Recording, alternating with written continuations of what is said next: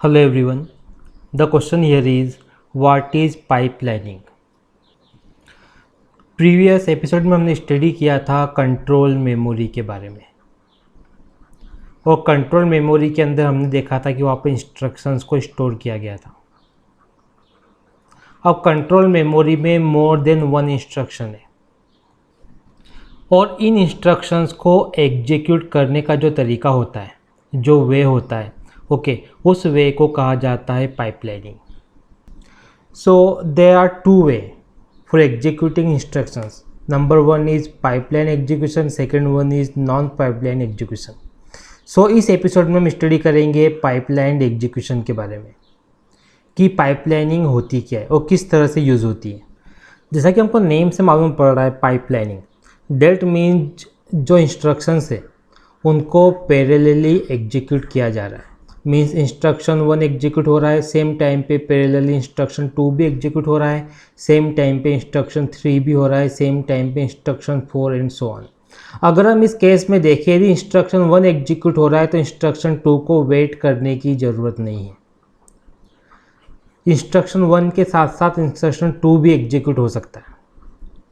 यदि हम सिंपली यहाँ पे देखें तो ये तरीका बहुत ही एफिशिएंट है, बिकॉज यहाँ पे किसी इंस्ट्रक्शन को अनदर इंस्ट्रक्शन को फिनिश होने के लिए वेट करने की ज़रूरत नहीं पड़ रही है। इसको हम और सिंपल कर देते हैं। मान लीजिए हमारे पास में एक पाइपलाइन प्रोसेसर है और नंबर ऑफ इंस्ट्रक्शंस यहाँ पर दिए गए हैं।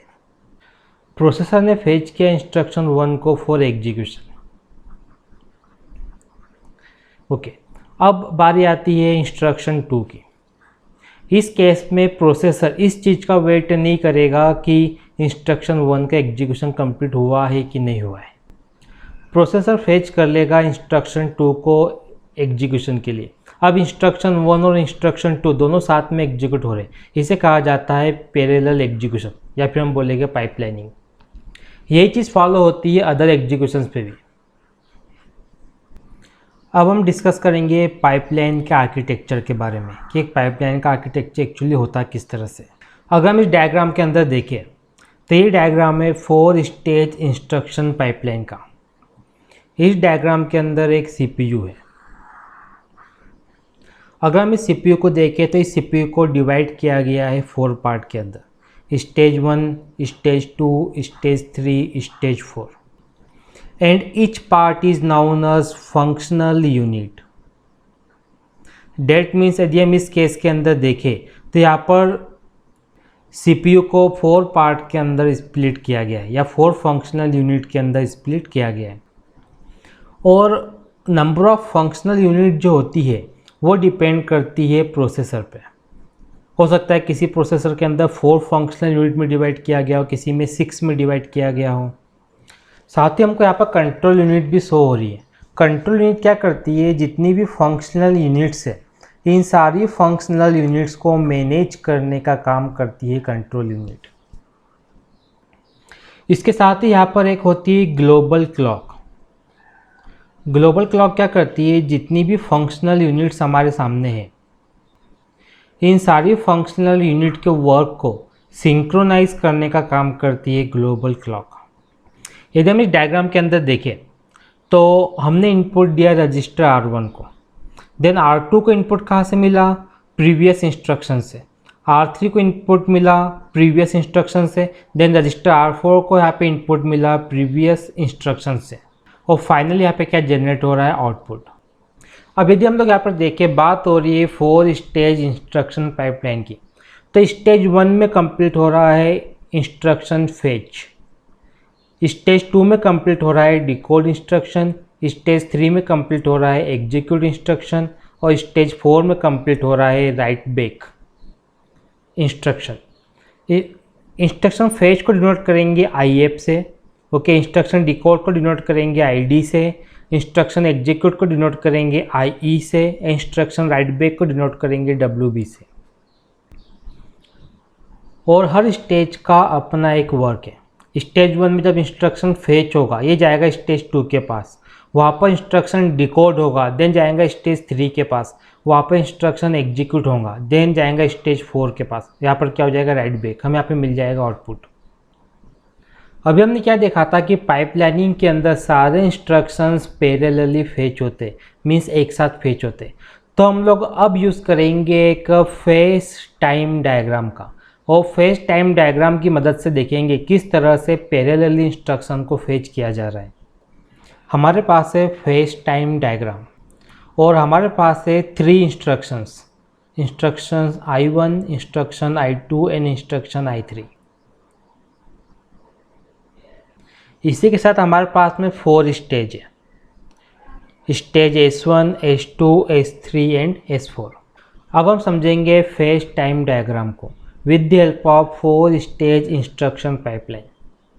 जैसा भी हम डिस्कस किया, फेच टाइम डायग्राम में नंबर ऑफ इंस्ट्रक्शन हमारे पास में है I1, I2 एंड I3, और नंबर ऑफ स्टेजेस है S1, S2, S3 and S4।